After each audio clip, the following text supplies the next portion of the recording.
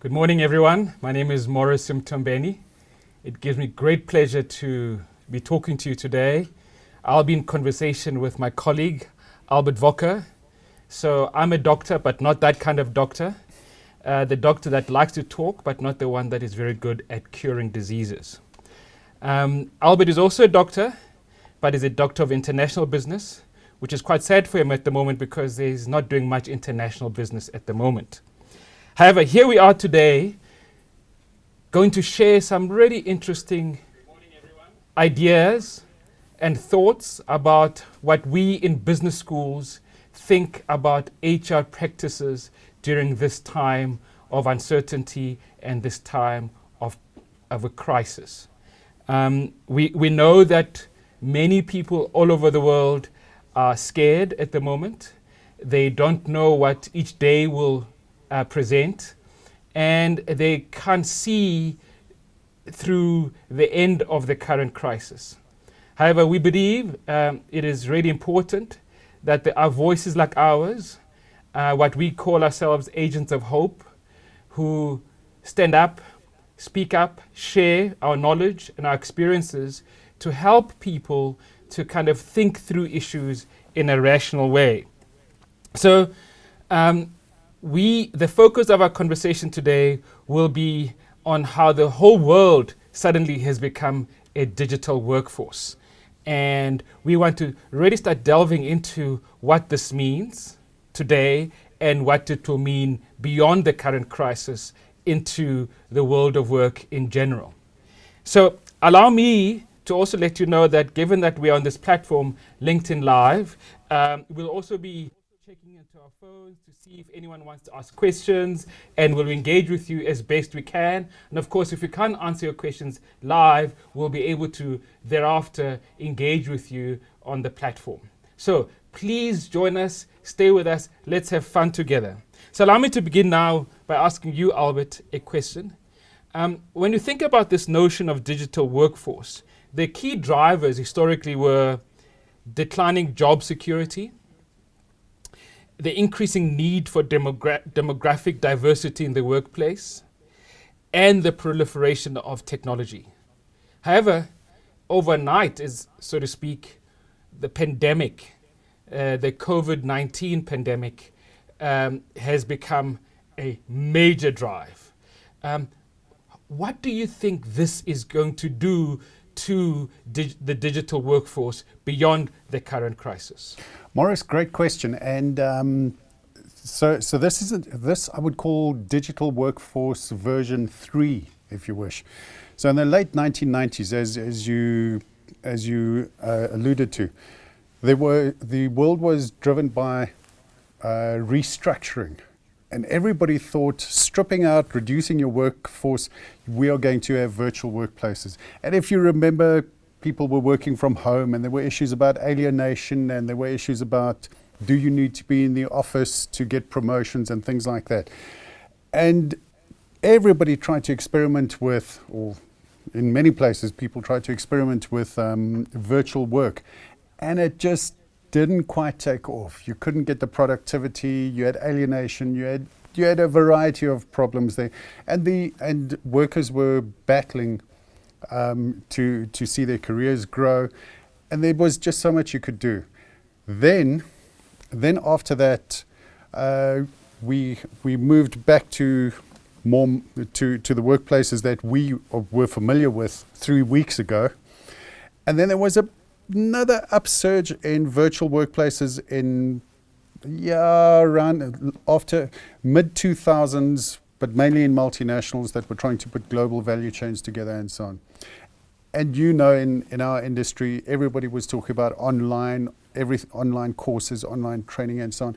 And there were limitations to that. Now, there is no question. I think this is virtual workplace 3, but what's different now is 2 things. The technology exists. The technology is very easy to work with and accessible. And we're forced to. So we have to. We have to. It's not changed a choice, right? So now we are It's digital changed it. workers, all of us, right? So if you think about this thing called digital workers, often you hear they talk about things like digital natives, right? Yeah. And these are people that are born with, not with a silver spoon, so to speak. They're born with a cell phone in their hand, right? And then there's also people that are called digital immigrants. Sadly, that's us. People that were not born with a cell phone in our hand. And the assumption is that digital natives have greater digital fluency, meaning greater digital competence, relative to digital immigrants. Do you agree with this view? Oh, no, not at all. So this morning on my way in, we're all concerned about, as an example, let me give you an example. This morning on the way in, I was using this. This is a hook to open doors. Door's got a lever, I can pull it down. When you go past parking lots, you just press the buttons with that. And of course you spray this every now and then. But I printed this on my 3D printer at home last night. I didn't see any young people with these solutions yet today. So we can't generalize. So what do you think accounts for digital immigrants being potentially as digitally fluent as digital natives are supposed to be? Well, there's essentially two things to it. One, we have to. Yeah. We absolutely have to.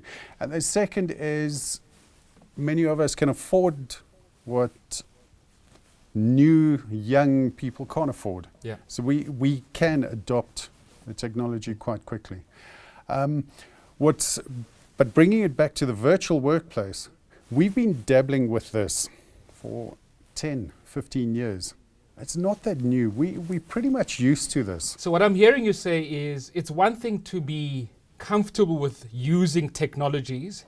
It's quite another it's something else to being exposed to working with technologies.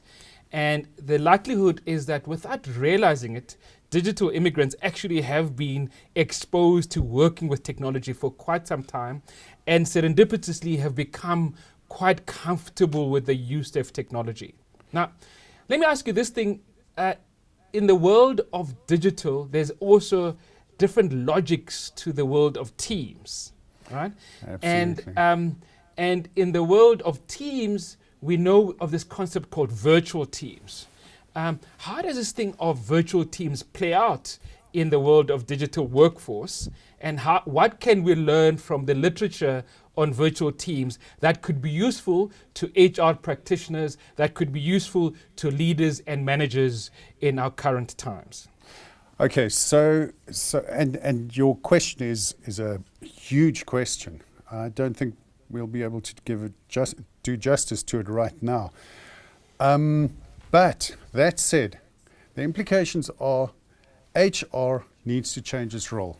Needs to change its role quite dramatically. The old views of teams are changing, and this current environment has meant a whole lot of teams that were traditionally structured across limited functions, limited durations.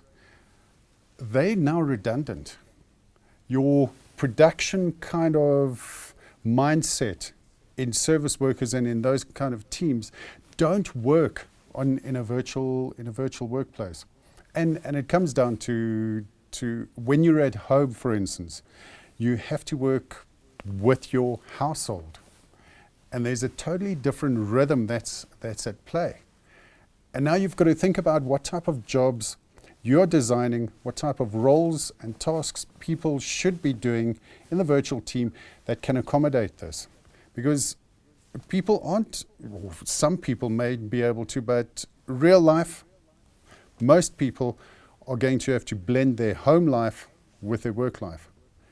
And so you've got to have a very different way of thinking about deliverables and what's required of them. So we're going to stay with this thing called virtual teams. But before we go deeper in it, I'm really interested in what you've just raised around work life, working with home life. You know, in the old days, and old days means like 3 weeks ago, we used to still think about work-life balance, which meant there was a divide between the workplace and the home place, right? And I'm reminded of a quote from a book written by Moss Cantor, I think a professor at Harvard, who said this thing about the home life divide is a myth. And she has been writing for quite some time about busting the myth of the home life divide. And yet, in our worlds, we've just been ignoring these things. Now we have to come to terms with it. So this brings us to this notion of boundaries. How Absolutely. do organizations and HR practitioners help their organizations understand the boundary of the home and the boundary of the work when the work has now moved into the home place?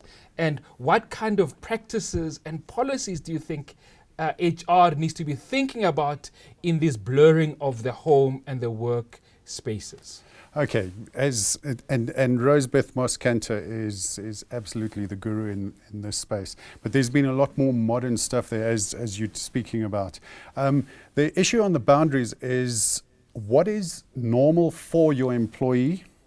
Do they want a thick boundary? In other words, they separate out work from home, and they do all their virtual work in an office in their house, for instance, and they take structured breaks, and their family only sees them at structured breaks. So that would be a thick boundary. Alternatively, you've got a permeable boundary where it blends, and the worker typically has been given some targets, some outputs that they must achieve, and they fit in with the rhythm of the family. So they start working at 9 o'clock at night, or they work at 5 in the morning until the rest of the family wakes up for breakfast. So those are two extremes. Most workers will be somewhere in the middle. But the problem HR has got is matching the expectations of the company with the employees' expectations. Because if the company is expecting a thick boundary, you're going to run into problems. So, for instance, yesterday, in fact, I had somebody phoning me about bit of industrial relations advice, asking me, what about this worker who is now working at home and is not meeting targets? How do I deal with that? And it's exactly as you say. What do these boundaries look like? So I had to explain and say, what are the boundaries? What's your expectation? Does the employee know your expectation? And is your expectation reasonable? So in this world of boundaries, I suppose the HR practitioner has to say, okay, how am I helping supervisors? How am I helping employees? What does the organizational culture look like? And how do we manage our values and our culture in this context? And how do we ensure there's an alignment between the values of the employee in the workplace and the values of the employee in the home place? Because clearly these are very complex questions. So let's take them one at a time. Let's start with the HR practitioner and the supervisor. How do you think the HR practitioner and the supervisor need to interact? Okay, the role for HR, as this stabilizes and as this becomes the way we work, is going to change quite dramatically. So the HR practitioner in this environment must absolutely know and understand how to do job descriptions in this environment, how to do performance management and contracting. So that's from the employee perspective. You want your employee, ideally in the virtual environment, to be multitasking, because the production process system is not going to work too easily here. So you want them to be multitasking, and you need them to have a level of maturity where you can rely on them. Alternatively, you've got to bring in software that measures and monitors them, which does exist, but this is not the ideal. So we're talking about real trust or digital trust. All right, real trust meaning it's a values-based, you're trusting your employees, versus data-based, technology-enabled trust, where you actually are using other tools to make sure that people are performing. So you and I are currently writing a white paper on the future of work, and one of the findings that we have in that white paper relates to leveling up in terms of the level of work, leveling up because of the effects of the technological disruptions. And in a sense, that can be quite scary because it means that people have to learn new skills. Yeah. However, here we are having to learn these new skills and these multitasking. So through the cycle, do you think we should be scared as workers in the factory, workers in offices, or should we see this as an opportunity that's going to help us to actually learn what, if I may say, the meta skills that are required to be open, to be adaptable, and to be flexible? Should I be scared about the future, or should I be open to the future?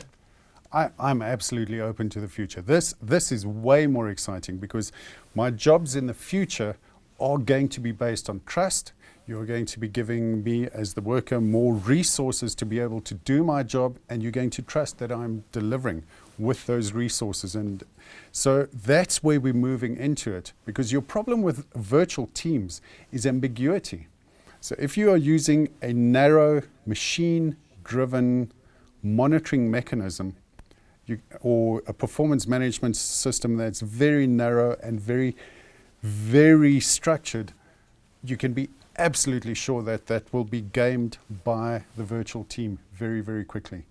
So trust is going to have to come into play, and your leadership style, the supervisor, your leadership style as an executive has to be so, so different in this environment.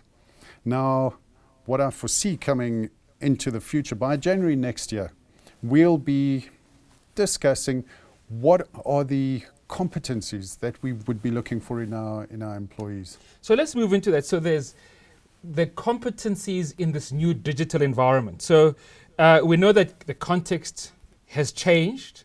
I mean, you really need to have been stuck in a rock somewhere to not realize that the context has changed. We know that the conditions of leadership have changed. Command and control it may still be relevant, but its relevance is under significant question, where we actually need to talk about employee empowerment. It seems to me one of the crucial competencies that leaders need to be thinking about, and that HR people need to be thinking about going forward, is the competency of communications.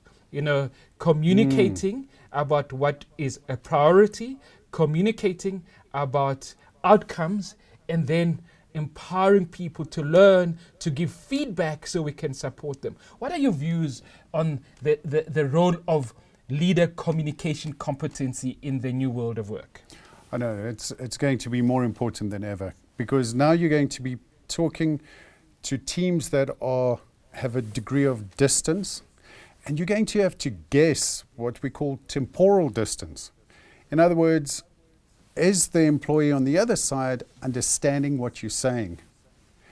And that's going to be a huge, huge challenge. Now you can see, you can look people in the eyes, you can see their behavior, and you can adjust very easily. But into the future, it's going to be way, way different, way, way more difficult to do. And it's going to have implications in what type of people you're going to be employing into your business. So now when we think about teams, going back to the notion of virtual teams, in an office, in a factory, in a retail store, when we think about teams, we are seeing our teams. So we think about teams as the unit of analysis. Going forward with digital workforces, my impression is that the role of the individual employees contributing to the success of the team is even greater than the role of the supervisor. So how do HR people think about the role of the individual virtual employees and how they hold each other accountable and keep each other motivated through the process of working offsite? So, wow, that's a big question, but I think the implication of that excites me as an academic is, how are you going to change and build your organizational culture in this environment? Because absolutely, for sure, your organizational culture is changing right now. And in 3 weeks' time, your organizational culture will be totally different. And some people will be ready for it. Some will try to fight it, but it has changed. The type of people who are going to be successful in the next 12 months are going to have those soft skills. They're going to be able to interact. They're going to be able to maintain and manage a culture virtually without requiring face-to-face. So we have a question online. So let me go to one of the questions and see how we can answer that. So hold on, machine work. So is it fair on the teams that can't work from home?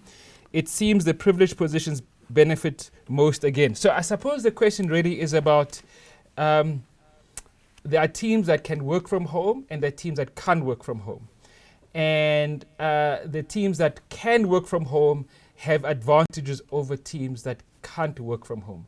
So again, it sounds to me like we are back to this divide of digital workforce, perhaps 2.0.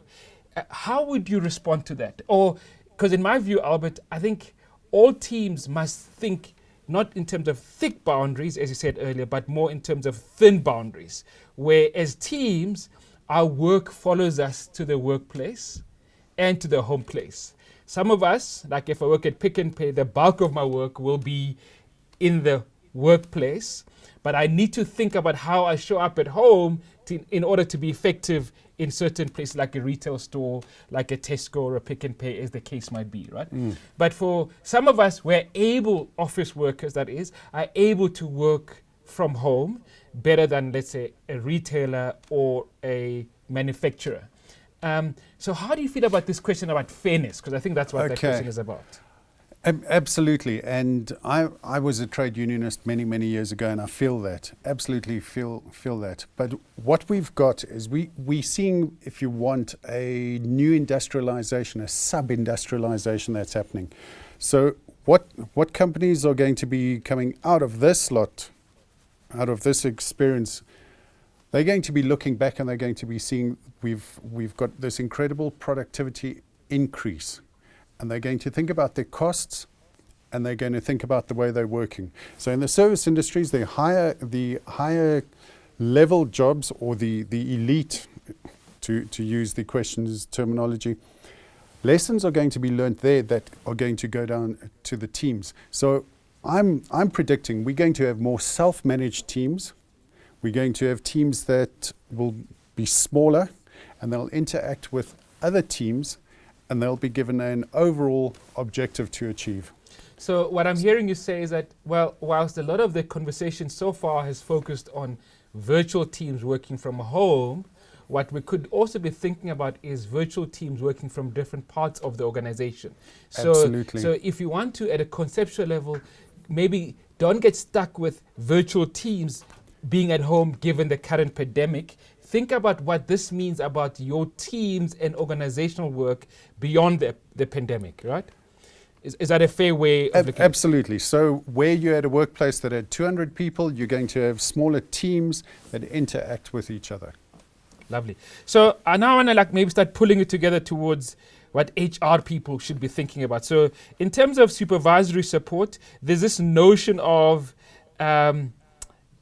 that some academics are saying, HR people need to make sure that there's a personal value congruence. In other words, there's an alignment between my values in the home and my values in the work. They must make sure that the supervisor also understands the home place. They need to know the name of my dog, for example, perhaps, and know the kind of issues that I'm dealing with in the home front, because if my work is moving home, even if it's temporarily, they need to have an empathy for the kind of issues I'm dealing with in the home front.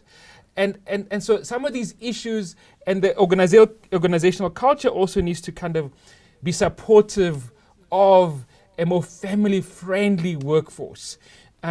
How hard do you think it's going to be for many organizations to switch from being very profit-focused and maybe even highly customer-centric to now switching to becoming employee-centric, and within that to being family-centric?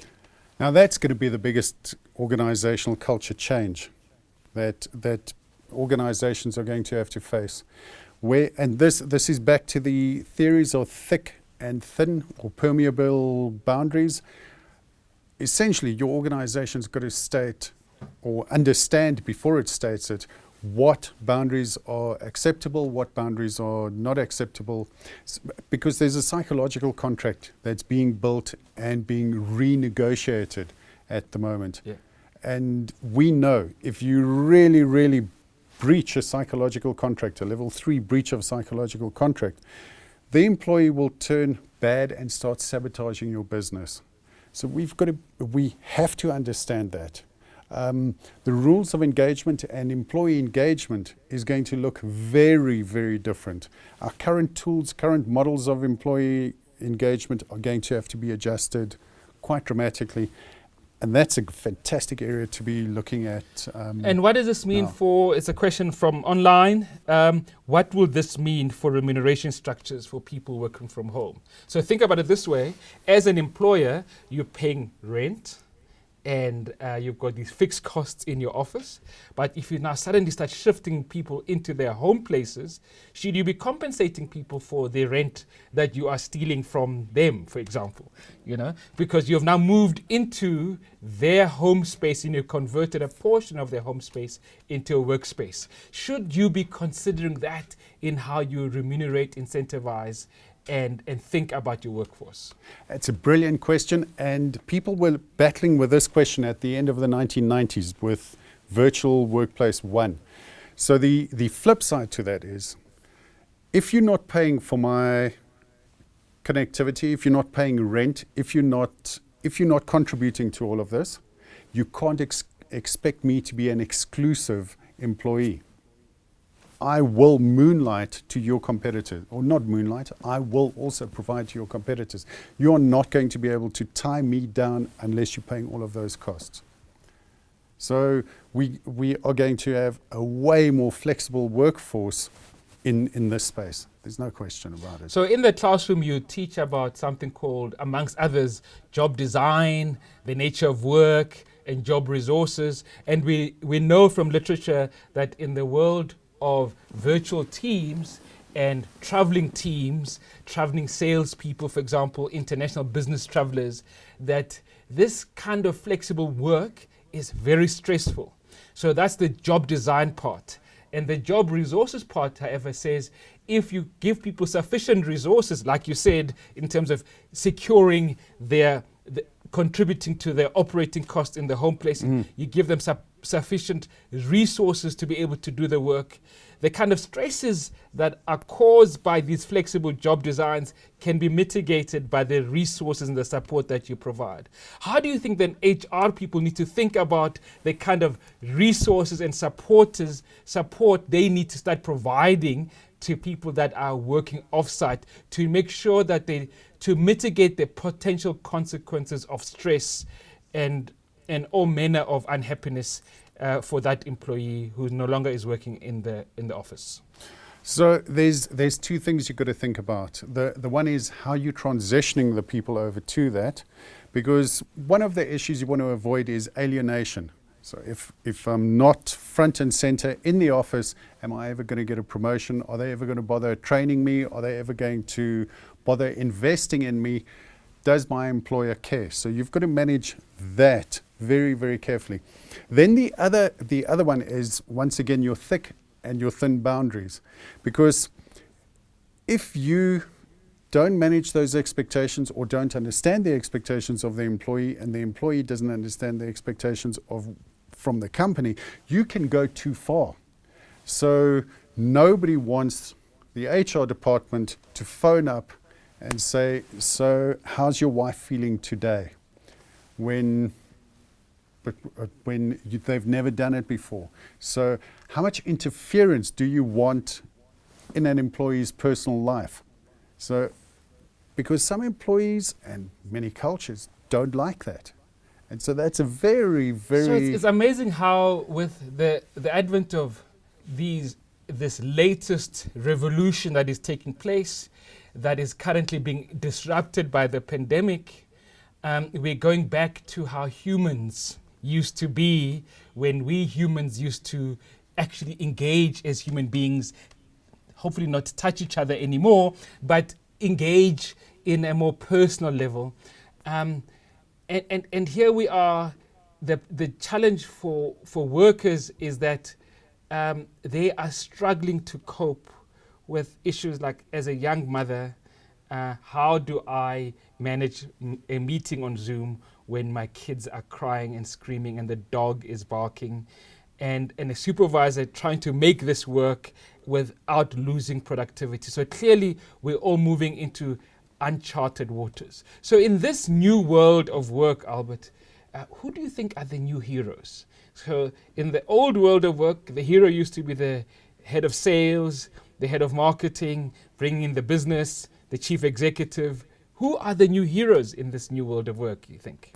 In the short term, the new heroes are going to be the courageous leaders who are open enough to embrace this new reality, who aren't trying to fight it and aren't seeing this as temporary. It's going to be executives who embrace this, supported in the medium term by an HR department that's thinking ahead and that's anticipating what's coming at them. So what beautiful thing about being an academic, we can have different views, right? So my view is, this is quite rightly, one hero has been called out in the media. That hero is the Chief Technology Officer. Right? Because that Chief Technology Officer needs to come and show what they're really worth, because we all need to start learning new ways of working using technologies. So we were chatting earlier about Chief Technology Officer in a large organization, but it could also be in a small organization like your restaurant. So one of my local restaurants where I live has now gone digital, and they're going to be selling using WhatsApp because they're not on these food hailing apps that have taken over the world. So the Chief Technology Officer, I believe, is going to be somebody to watch out for. No, we disagree. We disagree, absolutely. That's called academia, right? The other one I think to look out for is the Chief People Officer, because I think more than ever, the CEO who's an accountant, who's really good with the numbers, the CEO who's an engineer who's very good with processes, really needs their fellow chief who's good with people and culture. Because if we don't understand how we are shifting and changing at a human level, the world of work is not going to be sustainable, and we won't be able to control it going forward. What are your thoughts on this one? Okay, the technology officer, what's happened now is the technology is become democratized. IT gurus are not your CTO, chief technology officers, aren't the only people who know what's going on. So we're using Zoom, we're using Teams. Microsoft, we're using Teams. All of these are accessible. Google Hangouts. All of these are WhatsApp. accessible. Exactly. So think about it. My view of the chief technology officer at the moment in this is, he's the person who comes, helps you change your spare wheel to get you back on the road.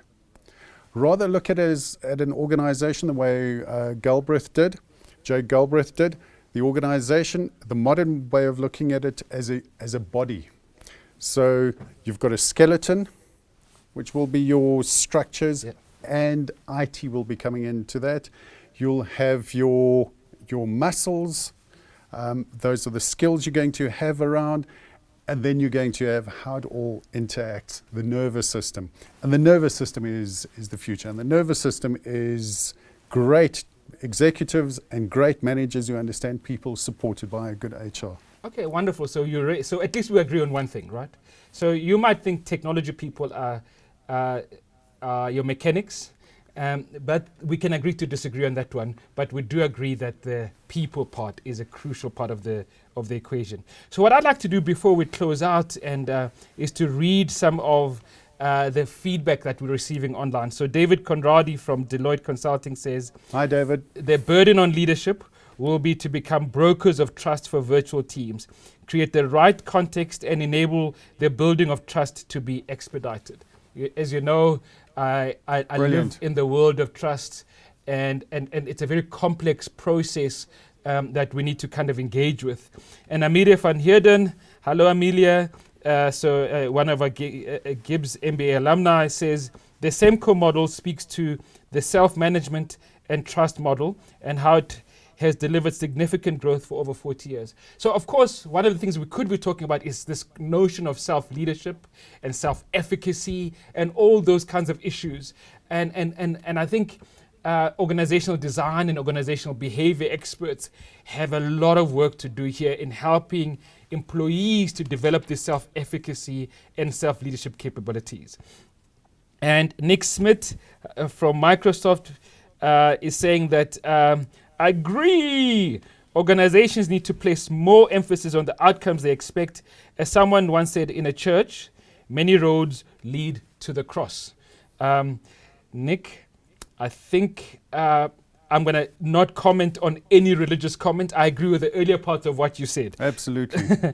And then Andy Brow from, I will tell you, he doesn't tell us, but he's got a PhD, so he must be really smart, right? Must be. Yeah. What we are describing is a results-only work environment which will be based on high degrees of virtual trust. Agreed. So Andy obviously is then linking us back to our earlier from David Conradi of Deloitte. And if I can then say, finally, Nandisile Maripane, who doesn't tell us where she's from, says, this is possible for self-directed teams. Managers still need to create the environment for self-management and self-direction. It may be possible for smaller teams, and consequently, we will see lines of management diminishing. Do you honestly believe that? Do you believe that managers will become less relevant as we become more self-managed? Okay, just on two points here. We are moving into a new world. Where we're at hasn't been described. We've got echoes of it, back to virtual teams 1 and virtual teams 2. Finally, the technology is lining up. It is different. Second, we'll be recruiting different people.